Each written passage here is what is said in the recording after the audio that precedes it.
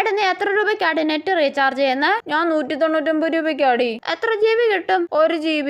ഈ 1 GB നിനക്ക് ഒരു ദിവസം മുതലാവുന്നുണ്ടോടി? ഇല്ലടി, ഒന്ന് ഇൻസ്റ്റാഗ്രാം യൂട്യൂബ് എടുക്കുമ്പോ തന്നെ തീരുടി. ആണെന്ന് എനിക്കും ഒരു സിനിമ പോലും ഡൗൺലോഡ് ആക്കാനുള്ള MB കിട്ടുന്നില്ല അല്ലേടി? ആണെന്നേ. എടി നീ ഇതുപോലെ അമൃത മിക്കി പിങ്കി. എന്താടി ലൂസി, എന്താ കാര്യം? എടി ലൂസി നീ കാര്യം പറയടി. എടി കോളേജിന്റെ വൈഫൈ പാസ്വേഡ് കിട്ടി.